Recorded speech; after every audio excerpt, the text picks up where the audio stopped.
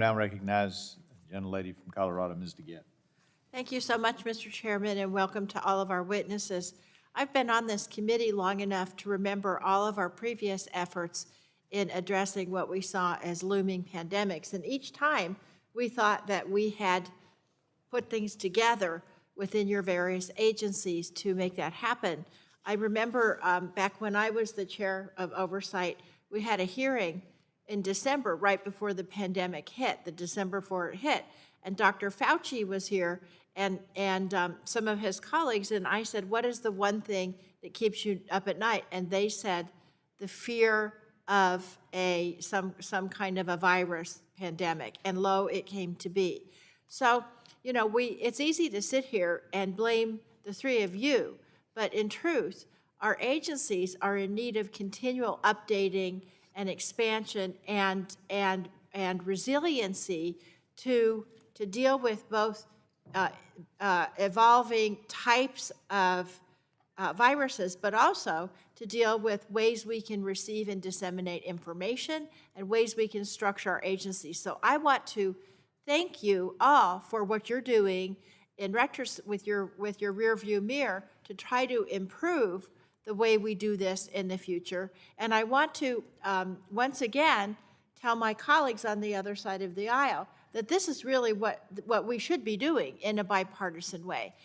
It's all well and good to blame this administration for what started under a Republican administration. It would be easy for me to blame President Trump, but I don't think that blame game is what's going to help us when the next virus emerges. Having said that, and in this effort, I led a delegation last summer to the CDC in Atlanta, where I was joined by Ranking Member Castor, Dr. Ruiz, Mr. Peters, and Dr. Bouchon. Dr. Walensky, we met with you and your staff, and we learned about your attempts to modernize through institutional reforms. Now, since then, I've been really pleased to see that the CDC has issued plans to improve accountability, collaboration, communication, and timeliness, both within the organization and to the American public. Part of those efforts, and you've talked about it, are creating a new governance model through an executive board that relates directly to the CDC director. And you've talked also this morning about making sure that you can get access to timely, high-quality data and strengthening workforce capacity to respond to these needs. I'm wondering if you can just talk very briefly about what congressional authority you might need to do that as we start thinking about developing legislation. Thank you, Congressman. It was a pleasure to host you and would welcome anyone else who wants to pay us a visit down to Atlanta. It is the case that workforce has been one of the challenges, is one of the lessons that we learned. A study from the Beaumont Foundation demonstrated that our public health workforce across this country is 60,000 in deficit. That means we have a lot of work to do, not only at the CDC, but across the country to develop a public health workforce that is as diverse as the communities we serve and that is upskilled in our resources and data. So among the things— I don't mean to interrupt you, but I have a question for Dr. Califf, too. What congressional authorities do you need to achieve that, and also the workforce authorities would be incredibly helpful. Overtime, danger pay, overtime pay. So when we send somebody to Mubende, Uganda in an Ebola outbreak, that we are able to pay them danger pay.